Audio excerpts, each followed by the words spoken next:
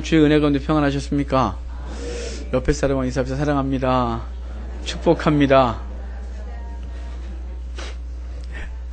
제목이 있습니다. 같이 읽겠습니다. 시작. 크게 기뻐하라. 아멘. 개혁교회에서는 오늘을 종료주일로 지킵니다. 예수님께서 3년 만에 공생애를 마치고 최후 일주일을 앞에 두고 예루살렘에 입성하신 날입니다. 날과 절기와 먹는 것이 우리를 정결하게 하거나 거룩하게 하지 못하지만 오늘 이 날을 개혁교회들이 지키면서 예수님이 입성하신 것과 그분의 고난을 더 깊이 묵상하는 기간으로 정해놨습니다. 이 날을 종료주일이라고 부르는 이유는 예수님께서 입성하실 때 그곳에 모여있던 사람들이 예수님을 정치적 메시아로 환영하면서 종려나무 가지를 흔든 것에서 유래합니다.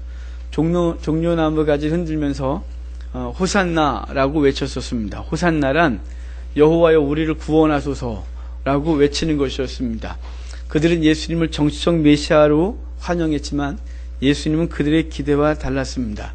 그들의 기대했던 것보다 더 큰 것, 영혼의 구원을 위하여 주님은 그날 입성하셨던 것입니다. 이 날은 오늘 본문의 말씀이 예고했었습니다. 그러니까 오늘 스가랴가 예언했던 대로 예수님은 그대로 그날 입성하셨는데 오늘 본문을 보면서 주님께서 우리에게 주시는 은혜를 함께 받도록 하겠습니다. 먼저 9절입니다. 아까 읽었지만 다시 한번 읽겠습니다. 시온에 따라 크게 기뻐할지어다. 예루살렘에 따라 즐거이 부를지어다. 보라 내 왕이 내게 임하시나니 그는 공의로우시며 구원을 베푸시며 겸손하여서 나귀를 타시나니 나귀의 작은 것 곧 나귀의 새끼니라. 아멘. 하나님은 예루살렘을 향하여 크게 기뻐하라, 즐거이 부르라고 말합니다.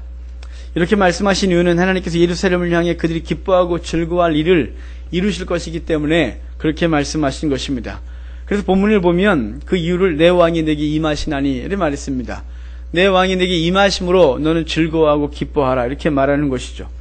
이렇게 왕이 임하신다는 이야기를 하기 전에 먼저 하신 말씀이 있습니다. 그와 관계돼서 8절을 말씀하셨는데 8절 우리 같이 읽도록 하겠습니다. 내가 내 집을 둘러 진을 쳐서 적군을 막아 거기 왕래하지 못하게 할 것이라. 포악한 자가 다시는 그 지경으로 지나가지 못하리니 이는 내가 눈으로 치니 봄이니라. 아멘. 주님께서 예루살렘을 진쳐서 지켜주시겠다고 말씀해 주십니다. 이러한 표현과 행위는 구약 성경에서 계속해서 사건과 표현으로 말씀하셨습니다. 두려움에 사로잡혀 있던 아브라함에게 주님께서는 나타나셔서 말씀하시길 두려워하지 마라. 내가 너의 방패다. 이렇게 말씀해 주셨었습니다. 도단성이 둘러싸여 있을 때 엘리사의 사환이 두려워 떨고 막 그럴 때 하나님은 엘리사를 통하여 그 종의 눈을 뜨게 하셨는데 그 종이 본 것은 그 성을 둘러 진치고 있었던 천군과 천사였습니다. 또 오늘 본문 2장 5절에서 보면 본서에 내가 불로 둘러싼 성곽이 되겠다라고 말씀해 주셨습니다. 그러니까 주님은 끊임없이 이스라엘을 진쳐주시고 지켜주시겠다, 둘러 진쳐주겠다고 말씀하셨습니다. 이 약속은 그리고 이 진쳐주겠다고 해서 불꽃 같은 눈으로 친히 지켜보이겠다 이렇게 말씀하셨는데 그렇게 하심으로 그 포악한 자가 다시는 그리로 지나가지 못하게 하겠다. 바로 예루살렘으로 그 포악한 자들이 다시는 지나가지 못하게 하겠다 이렇게 말씀하시는 거예요. 왜냐하면 그 왕이 거기 거하시기 때문이죠. 그 왕이 거기 거하시고 그 왕이 둘러 진쳐주시고 그의 눈으로 지켜보고 계시기 때문에 그 일로 인하여 대적들이 그로 지나가지 못한다 이렇게 말씀하십니다. 이 사실은 시대를 초월하여 모든 주의 백성들에게 해주신 약속입니다. 이 약속은 예수님의 임재로 성취되었습니다. 그래서 오늘 우리가 읽은 9절에 내 왕이 임하신다 이렇게 말씀하셨습니다. 그런데 이 왕이 임하시는 것에 대한 묘사를 뭐라고 했냐면 겸손하여 나귀를 타시나니 나귀의 작은 것 곧 나귀 새끼다 이렇게 말씀하셨습니다. 예수님이 왕으로 입성하시고 메시아로 입성하시는데 그분이 나귀를 타고 입성하셨다 이렇게 말씀하십니다. 왜 예수님은 나귀를 타셨습니까? 당시 장군은 말을 탔고 왕은 노새를 탔습니다. 그것에 합당한 예수님이 말을 타시든지 노새를 타시든지 했어야 되는데 예수님이 나귀를 타셨다 이렇게 표현합니다. 이 나귀는 존귀하지 못합니다. 생긴 것도 그렇고 크기도 그렇고 역할도 훌륭하지 못합니다. 거기다가 새끼 나귀라고 합니다. 할 수 있는 것도 없고 볼품도 없고 위엄도 없습니다. 그런 나귀를 주님이 타고 입성하셨다 이렇게 말씀해요. 그것은 주님이 바로 본문에서 말했듯이 겸손하여서 나귀 그 새끼를 타셨다 이렇게 말씀하시는 것입니다. 겸손하다는 말은 이전의 통치자들과 대조됩니다. 이전의 통치자들은 억압하고 착취하고 포악으로 다스렸습니다. 하지만 주님의 임재는 주님께서 입성하신 것으로 우리에게 다스리시면 겸손으로 다스린다 이렇게 말씀하고 있는 것입니다. 그러기에 예수님도 스갈의 예언대로 나귀를 타고 입성하셨습니다. 당시 이스라엘 백성들이 예수님을 메시아라고 추정하고 이제 자신들의 왕으로 추대하려고 할 때 주님은 말이나 노새가 아니라 새끼 나귀를 타고 입성하셨는데, 그래서 주님은 영웅적인 지배자가 아니라 겸손하여 멍에를 맨 자로 주님께서 우리 가운데 드러나고 계신 것입니다. 그래서 주님은 최후의 만찬 때에 그 만찬을 하시다가 제자들의 발을 씻겨주시는 겸손을 행하셨습니다. 그래서 주님은 이렇게 말씀하셨습니다. 너희도 서로 발을 씻어주는 것이 옳으니라 라고 말씀하셨어요. 주님은 사역하실 때 제자들에게 이렇게 말씀하셨습니다. 너희는 각자 자기의 십자가를 지고 나를 따르라고 말씀하셨는데, 주님은 제자들에게만 요구하신 것이 아니라 스스로 십자가를 지고 그 십자가 멍에를 지고 주님께서 먼저 가셨고 우리로 하여금 그 길을 따라가게 하신 것입니다. 이렇게 주님께서 겸손한 나귀를 타시고 예루살렘에 입성하셔서 우리에게 그것을 통하여 주신 것이 있습니다. 그 주신 것이 10절이에요. 우리 같이 읽도록 하겠습니다. 내가 에브라임의 병가와 예루살렘의 말을 끊겠고 전쟁하는 활도 끊으리니 그가 이방 사람에게 화평을 전할 것이요 그의 통치는 바다에서 바다까지 이르고 유브라데 강에서 땅끝까지 이르리라. 아멘. 하나님은 주의 백성들에게 임하실 때 그 임하시는 곳을 인하여 우리에게 뭘 줬냐면 겸손을 통치하셨는데 그 결과로 화평을 주셨다 이렇게 말씀하고 있습니다. 이렇게 화평을 전하기 위해서 먼저 에브라임의 병거와 예루살렘의 말을 끊었다 이렇게 말씀하거든요. 여기서 에브라임은 북이스라엘을, 예루살렘은 남유다를 대표합니다. 그런데 남북 모두에게 병거와 말을 끊어놓겠다 이렇게 말해요. 그러니까 이스라엘을 무력화시키겠다 뭐 이런 것이 아닙니다. 이 말은. 이 말을 하고 있는 시기는 남유다가 바벨론의 포로로 끌려가서 70년 있다가 돌아와서 성전을 재건하다가 멈췄다가 다시 재건할 때가 된 거거든요. 그러니까 이 말씀할 때는 북이스라엘은 이미 존재 자체가 없어요. 과거에 사라진 나라예요. 그런데 왜 지금 주님께서 메시아의 통치 때에 화평을 전하시는데 북이스라엘과 남유다를 얘기하면서 그들의 병거와 말을 끊어놓겠다 이렇게 말씀하시냐면 과거를 추억하고 있는 거예요. 과거에 그들은 남북이스라엘이 갈라지면서 싸웠어요. 서로 싸웠고 서로 죽이고 갈등했어요.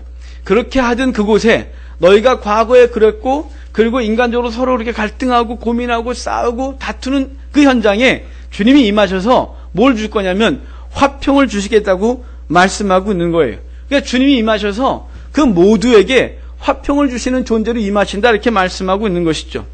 근데 주님은 여기서 멈추지 아니하시고 이 화평을 그 다음에 보면 그가 이방 사람의 화평을 전할 것이요 이랬어요. 그러니까 이스라엘에 머무르는 화평이 아니에요. 우리로 하면 우리 내면에만 머무르는 평강이 아니라 그것은 반드시 증거되어지고 전달되어지고 퍼져가게 되어 있는 거예요. 이스라엘에 머물지 아니하고 열방으로 퍼질 것을 말씀하고 있는 것입니다. 주님은 갈등을 해결하시고 화평을 주는 분이십니다. 이 화평은 이스라엘을 넘어 전 세계 열방에 이 화평을 전하실 것입니다. 그래서 그 후반에 보면 그러잖아요. 그의 통치는 바다에서 바다까지 이르고 유브라데 강에서 땅끝까지 이르리라 이렇게 말씀하셨습니다. 그러니까 예수님이 이스라엘에 오셨고 예루살렘에서 죽으셔서 화평을 이루셨는데 그것이 거기서만 머물지 아니하고 열방까지 이르고 우리까지 이르고 우리를 통하여 또 다른 열방으로 증거되어지고 있다 이 말입니다. 그래서 에베소서는 이 주님께서 주신 화평에 대해 이렇게 말씀하셨어요. 그는 우리의 화평이신지라 둘로 하나를 만드사, 여기 둘은 이방인과 유대인이에요. 원수된 것 곧 중간에 막힌 담을 자기 육체로 어시고 법조문으로 된 계명의 율법을 폐하셨으니 이는 이 둘로 자기 안에서 한 세 사람을 지어 화평하게 하시고 또 십자가로 이 둘을 한 몸으로 하나님과 화목하게 하려 하심이라 이렇게 말씀해서 예수 그리스도를 통하여 이방인과 유대인이 저와 여러분이 화목하게 됐다, 하나 됐다 이렇게 말씀하고 있는 것입니다. 이 사연은 이미 예고해 있었어요. 그걸 상징적으로 이렇게 표현했었어요. 그때 이리가 어린 양과 함께 살며 표범이 어린 염소와 함께 누우며 송아지 어린 사자와 살찐 짐승이 함께 있어 어린아이에게 끌리며 암소와 곰이 함께 먹으며 그것들의 새끼가 함께 엎드려지며 사자가 소처럼 풀을 먹을 것이며 젖 먹는 아이가 독사의 구멍에서 장난하며 젖된 어린아이가 독사의 굴에 손을 넣을 것이라 이렇게 말씀했습니다. 그러니까 예수 그리스도께서 메시아로 임하시면 갈등하고 그리고 포갑하고 그리고 압제하던 그 모든 것들이 사라지고 참된 화평의 나라, 화평이 임할 것이라고 말씀하고 있는 것입니다. 그런데 이 화평을 전하시는 것이 어떠한 일을 통해서 되어지고 있다는 사실이에요. 자, 우리 11절입니다. 11절 같이 읽겠습니다. 또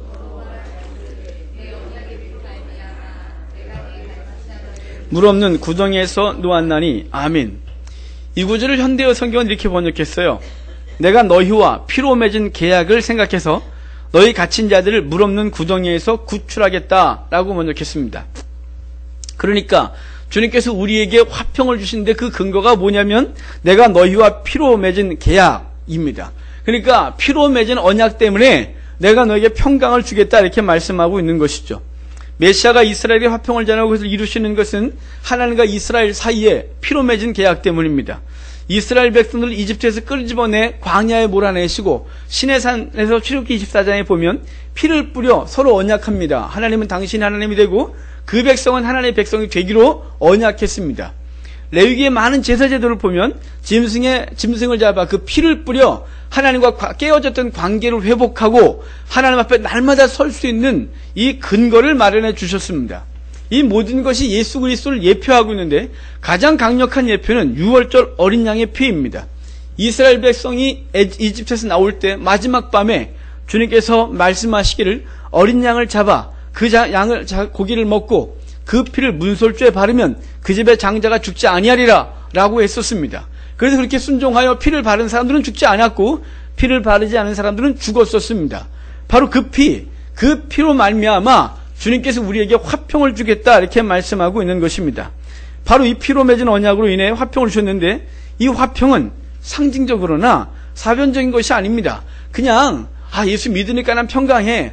예수 믿으니까 평강해야 돼. 뭐 이런 정도가 아니라 이건 실제적인 사건이라 이 말이에요.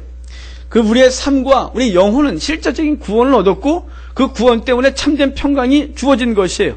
그래서 후반에 이렇게 말하잖아요. 갇힌 자들을 물 없는 구덩이에서 놓았다. 여기 갇힌 자들을 물 없는 구덩이에서 놓았다는 것은 요셉이 물 없는 구덩이에 빠졌다가 건진받은 것을 얘기하고 또 예레미야가 물 없는 구덩이에 던져졌다가 구스인 에벤멜렉을 통하여 건진받은 걸 얘기를 하고 다윗이 사울과 블레셋의 손에서부터 건진받은 것을 얘기하고 있는 것이죠. 마찬가지로 저와 여러분이 영혼의 구원뿐만 아니라 삶 속에서도 주님께서 날마다 구원하시고 회복시키고 있다는 사실을 믿으시길 바라요. 그러니까 우리를 물 없는 구덩이에서 건졌다 이 말은 그냥 우리의 생각 속에 있거나 그냥 상징적이야가 아니라 이건 실제적인 사건이라 이 말이에요. 그래서 우리에게 평강이 주어진 거예요. 화평이 주어진 것이에요. 우리를 구원하셔서 영혼이 구원받아 우리의 영혼이 하나님과 화평을 누리고 또한 주님께서 우리를 건져내심으로 우리의 삶 가운데 화평을 누리게 하시는 놀라운 은혜가 있다 이 말이에요. 이사야서는 이렇게 말했어요. 그가 징계를 받음으로 우리가 화평을 누렸다 이렇게 말씀하고 있는 것입니다. 주님이 피를 흘려주셨기 때문에 저와 여러분 가운데 이 평화가 주어졌다 이렇게 말씀하고 있는 것이죠. 그러게 주님 우리에게 요구하고 있는 것이에요. 그 백성들이 여전히 평화를 누리지 못하고 있는 사람들이 너무 많기 때문에 주님 요구하고 있는 것이 있어요. 그게 12절이에요. 우리 같이 읽겠습니다. 갇혀있으나 소망을 품은 자들아 너희는 요새로 돌아올지니라. 내가 오늘도 이루노라. 내가 내게 갑절이나 갚을 것이다. 아멘. 하나님은 당신의 백성들에게 갇혀있으나 소망을 품은 자들이라고 정의해요. 갇혀있으나 소망을 품은 자들은 1차적으로는 바벨론 포로로 끌려가서 거기 포로지에 있는 사람들이에요. 그럼에도 불구하고 메시아에 대한 소망을 품고 있는 사람들을 갇혀있으나 소망을 품은 자들이라고 말하고 있다면 이것이 우리에게 주어지면 우리가 육신의 삶에 갇혀있지만 우리의 영혼은 소망 가운데 가득합니다. 구원에 대한 소망, 메시아에 대한 소망, 하나님에 대한 소망이 가득한 자들 이렇게 표현하고 있는 것이죠. 우리가 갇혀있으나 소망이 있는 자들임을 믿으시기를 바랍니다.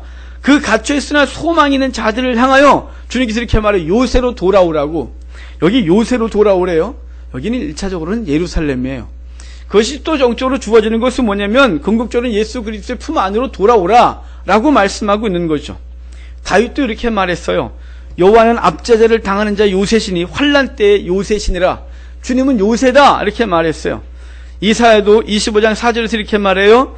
주는 포악한 자의 기세가 성벽을 치는 폭풍과 같을 때에 빈궁한 자의 요새시며 환난당한 가난한 자의 요새시며 폭풍 중에 피난처시며 폭양을 피하는 그늘이 되셨다 이렇게 말씀했습니다. 그러니까 주님이 요새라 이 말이에요. 그러니까 갇혀있으나 소망을 품은 자들아 주님께로 돌아오라, 요새로 돌아오라 이렇게 말씀하고 있는 것입니다. 이스라엘이 가나안 땅에 들어갈 때 하나님은 가나안 땅에 48개의 성읍을 레위인에게 줬습니다. 그 48개의 성읍 중에서 6개를 따로 구별하여 도피성으로 허락했습니다. 이 도피성이란 이스라엘 백성들 중에 부주 중에 살인한 자들이 그 살인을 당하면 반드시 그 피해 보복을 당하게 되는데 그 피해 보복을 피하여 도망가는 곳입니다. 그 도피성 안으로 들어가면 그가 그 당시 대제사장이 죽을 때까지 그 안에 머물러 있다가 대제사장이 죽으면 집으로 돌아올 수 있었습니다. 다시는 피해 보복을 당하지 않는 곳이 도피성이었습니다. 이 도피성 안으로 피하면 사망을 피할 수 있었습니다. 예수 그리스도 안으로 피하면 그분이 우리 가운데 참 생명을 허락하여 주시는 것입니다. 그분이 우리의 모든 죄를 가지고 죽으신 것입니다. 그분이 우리의 모든 허물을 갖고 죽으셔서 우리 가운데 참 평강, 참 생명, 참 화평이 주어진 것이라 이 말입니다. 사도 바울은 이것을 이렇게 말했습니다. 그리스도 안에 엔 크리스토스 인 그리스도 이렇게 말했어요. 그리스도 안에 거하면 생명을 얻고 참 평강을 얻는 것이라고 말한 것입니다. 본절 후반에 이렇게 주님께 돌아온 자들에게 주어질 은혜를 말씀해 주시는데 그 은혜는 갑절의 회복을 얘기하고 있어요. 이렇게 말씀하시면 돌아온 이스라엘 백성들이 과거에 자신의 죄를 당했던 고통과 아픔을 주님께서 적극적으로 위로하시고 회복시켜 주실 것을 말씀하고 있는 것입니다. 그래서 갑절이나 갚아주겠다 이렇게 말씀하지 않습니다. 말씀하지 않습니까? 이러한 표현은 단지 본문에만 있지 않아요. 욥이 고난을 당하고 회복되었을 때 갑절을 허락하셨습니다. 요엘은 요엘서 2장 25절을 보면 내가 전에 너희에게 보는 큰 군대 곧 메뚜기와 느치와 황충과 팥중이가 먹은 횟수대로 너희에게 갚아주리라 이렇게 말씀하셨습니다. 하나님은 당신의 백성들이 돌아오기만을 기다리고 있는 거예요. 그 돌아오기만 하면 주님은 곧 회복시켜 주시는 거예요. 평강을 허락하시는 것이에요. 승리를 주시는 거예요. 과거의 죄를 묻지 않으세요. 마치 돌아온 탕자에게 너는 막 싸가지 없는 놈 이러면서 혼내지 아니하시고 그가 돌아오자마자 곧바로 옷을 벗기고 씻기고 새 옷 입히고 가락지를 끼우고 송아지를 잡아 잔치를 벌인 것 같아요.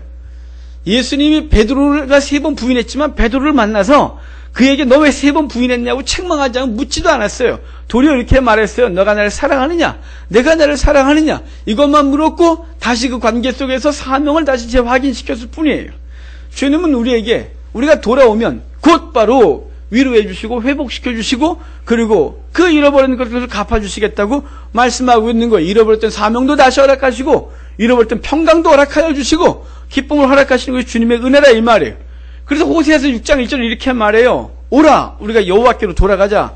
여호와께서 우리를 찢으셨으나 도로 낫게 하실 것이요 우리를 찢었으나 싸매어 주실 것이다. 여호와께서 이틀 후에 우리를 살리시며 셋째 날에 우리를 일으키시리니 우리가 그 앞에 살리라. 이틀 후에 셋째 날에 이 표현은 곧 회복시켰다 이 말이에요. 돌아오기만 하면 그분이 갚아주시겠다. 돌아오기만 하면 그분이 다시 싸매주시겠다. 돌아오기만 하면 잃어버렸던 사명 다시 허락하겠다. 이렇게 말씀하고 있는 것입니다. 주님은 요새 즉 주님의 품으로 돌아오면 갑절이나 갚아주시겠다고 본문에 이야기하고 있습니다. 그러므로 우리가 지금은 주 안에 우리가 있습니다. 그런데 종종 우리의 믿음이 연약하여 시험이 들어 주를 떠날 때가 있습니다. 주를 멀리할 때가 있습니다. 그럴 때 이 말씀을 기억하여 주께 돌이켜야 하는 것입니다. 요새로 돌이켜서 생명을 얻고 평강을 얻고 다시 그분과 관계가 회복되어야 하는 것입니다. 그러므로 우리가 주 앞에 이것을 항상 기억하시길 바랍니다. 이렇게 회복되어지는데 주님께서는 주의 백성들, 당신의 백성들을 강하게 하셔서 이기게 하시겠다고 말씀해 주세요. 우리 13절부터 15절까지 같이 읽도록 하겠습니다. 내가 유다를 끼운 활로성을 삼았으니 시온아 내가 내 자식들을 일으켜 헬라 자식들을 치게 하며 너를 용사의 칼과 같게 하리라. 여호와께서 그들 위에 나타나서 그들의 화살을 번개같이 쏘아내실 것이며 주 여호와께서 나팔을 불게 하시며 남방 회오리 바람을 타고 가실 것이라. 만군의 여호와께서 그들을 호위하시리니 그들이 원수를 삼키며 물맷돌을 밟을 것이며 그들이 피를 마시고 즐거이 부르기를 술 취한 것 같이 할 것인즉 피가 가득한 동이와다 같고 피 묻은 제단 모퉁이와도 같을 것이라. 아멘. 하나님은 주의 백성에게 승리를 주시는데 그들을 강하게 하심으로 승리를 주시겠다고 하십니다. 그래서 본문에 그러잖아요. 내가 유다를 당긴 활로 삼고 에브라임을 끼울 화살로 삼았으니 시온아 내가 내 자식들을 일으켜 헬라 자식들을 치게 하며 너를 용사의 칼과 같게 하리라 이렇게 말씀했습니다. 그러니까 지금 그들을 활로 화살로 삼아 대적들을 이기게 하시겠다 이렇게 말씀하고 있는 거예요. 하나님은 돌아온 당신의 백성들을 반드시 회복시키겠다 이 말이에요. 그냥 연약한 가운데 내어버려 두고 그냥 하나님 다 돕는다 가만히 있어 이게 아니라 주님은 그 백성을 강하게 하시는 거예요. 그 팔을 강하게 하시는 거예요. 그 오른손을 강하게 붙들어 주시는 거예요. 그래서 대적들을 이기게 하시는데 실제적으로 이 사건이 벌어집니다. 이스라엘 백성들이 이 헬라의 지배를 당하다가 그때 헬라 후반에 셀루쿠스 에피파네스에게 고통을 당할 때 마타디아스가 이제 한거를 일으키고 그 집안이 독립운동을 시작해서 결국은 헬라로부터 독립을 쟁취하고 100여 년간 하나님을 경외하는 나라로 만들었었습니다. 그들이 힘이 있었냐? 아무것도 없었습니다. 그들은 지배당하고 있었고 소규모 인원이 황가하기 시작했습니다. 하나님은 그들을 통하여 그 민족을 강하게 세우셨던 것입니다. 헬라의 자식들을 치고 그들을 이기게 하셨다 이렇게 말씀하고 있습니다. 하나님께서 다윗에게 힘을 주시어 골리앗을 이기게 한 것과 같이 그가 미약한 자들에게 힘을 주시고 승전하게 하시는 것입니다. 이러한 일은 성경에 계속해서 반복돼서 등장하고 있습니다. 기드온의 300용사를 통하여 미디안의 대군을 치셨습니다. 이스라엘 백성들의 철병과 구백성이 가나안 사람들이 와서 쳐들어왔을 때 하나님은 그들을 병거 한 대도 없는 이스라엘을 통하여 이기게 하셨습니다. 성경에 수도 없이 당신의 백성들을 붙들어 주어 이기게 하시는 것이 그들을 강하게 하여 이기게 하신 하나님의 역사가 있었습니다. 그러게 우리가 15절에서 그들이 원수를 삼키며 물맷돌을 밟을 것이며 그들이 피를 마시고 즐거이 부르기를 술 취한 것 같이 할 것인즉 피가 가득한 동이와도 같고 피 묻은 제단 모퉁이와도 같을 것이라 라고 하고 말씀하시는 것을 기억해야 합니다. 여기서 원수를 삼킨다 이 말은 이긴다는 뜻이고 물맷돌을 밟는다 이런 말은 그 대적들이 물맷돌을 막 던지면 그 물맷돌에 해를 당하는 것이 아니라 물맷돌을 짓밟고 가서 그들을 이기겠다고 하는 것이에요. 이렇게 주님께서는 그들에게 이기게 하시겠다고 계속해서 말씀하고 있습니다. 하나님은 우리를 강하게 하여 이기게 하여 주셨습니다. 하나님 여호수아에게 이렇게 말했죠. 강하고 담대하라. 너는 내가 그들의 조상에게 맹세하여 그들에게 주리라 한 땅을 이 백성에게 차지하게 하리라. 이렇게 말씀입니다. 이사야서 41장 10절 잘 알지 않습니까? 두려워하지 말라. 내가 너와 함께함이라. 놀라지 마라. 나는 내 하나님이 됨이라. 내가 너를 굳세게 하리라. 참으로 너를 도와주리라. 참으로 나의 의로운 오른손으로 너를 붙들리라. 이렇게 말씀해 주셨습니다. 예수님도 가시기 전에 잡히시기 전날 이렇게 우리에게 말씀해 주셨습니다. 요한복음 16장 33절에서 보면 이것을 너희에게 이르는 것은 너희로 내 안에서 평안을 누리게 하려 함이라. 세상에서 너희가 환난을 당하나 담대하라. 내가 세상을 이겼다. 이렇게 말씀해 주셨습니다. 그렇습니다.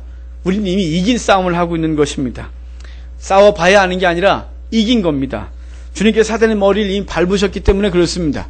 창세기 3장 15절에 분명히 이렇게 말씀하지 않습니까?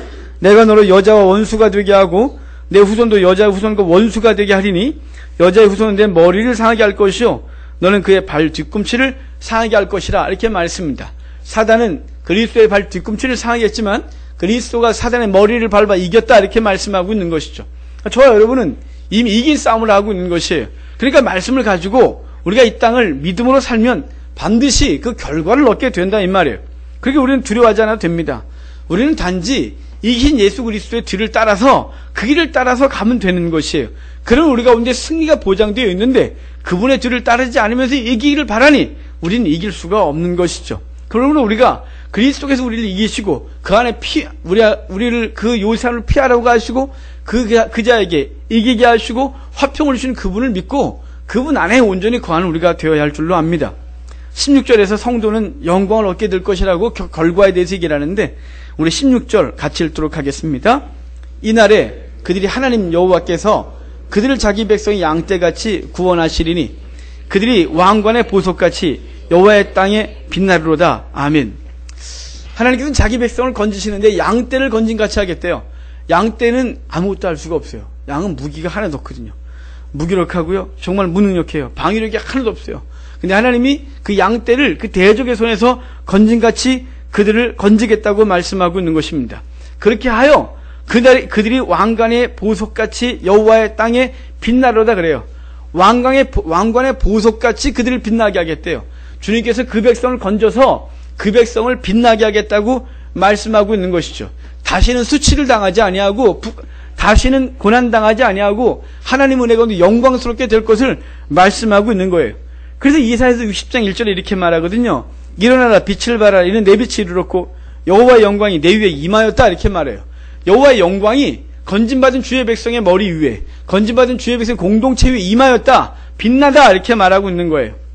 다니엘서 12장 3절을 보면 이렇게 말합니다. 지혜 있는 자는 궁창의 빛과 같이 빛날 것이요 많은 사람을 옳은 대로 인도하는 자는 하늘의 별과 같이 영원토록 빛나리라 라고 말씀해요. 그러니까 주의 백성 주 앞에 들어온 자들뿐만 아니라 이제 나아가 주의 이 복음을 증거하고 이 화평을 증거하는 그 모든 자들은 하늘의 별과 같이 빛날 것을 약속해 주신 것입니다. 이렇게 될 것은 이렇게 주의 백성이 영광스럽게 되는 것은 그분의 입성을부터 시작하고 있는 거예요. 그분이 이 땅에 오시고 그분의 공생이 시작하시고 이제 그분이 죽으시는 과정을 통하여 이루어지는데 이제 그 일을 오늘 입성하고 있는 것입니다. 주님의 죽으심 그것 때문에 성도가 승리하고 풍성하게 되는 그 이유는 바로 우리를 향한 예수님의 사랑과 그 사랑에 근거한 상상할 수 없는 희생 때문에 우리에게 그 은혜가 주어진 것입니다. 우리 마지막으로 17절 한 절 더 읽겠습니다. 그의 형통함과 그의 아름다움이 어찌 그리 큰지 곡식은 청년을 새 포도주는 처녀를 강건하게 하리라. 아멘. 본문의 결론으로 주의 백성의 형통함과 아름다움을 찬양합니다.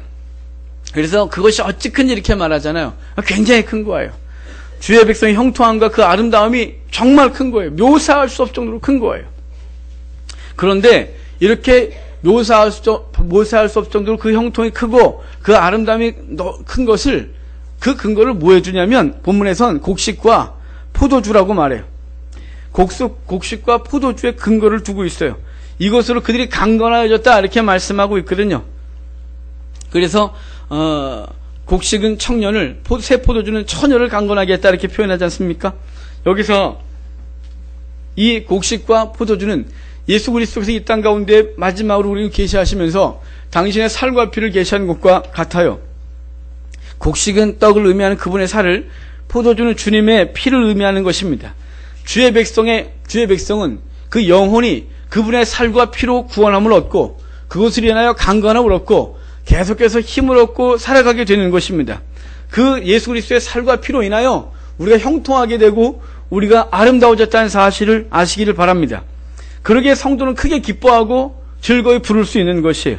즐겁게 부르는 거죠. 그래서 이사야서 43장 21절에 그러잖아요. 이 백성은 내가 나를 지었나니 나를 위하여 지었나니 나의 찬송을 부르게 하려 함이라. 어떻게 해서요? 우리를 건져주셔서 찬송받게 하려 함이라 이렇게 말씀하고 있습니다.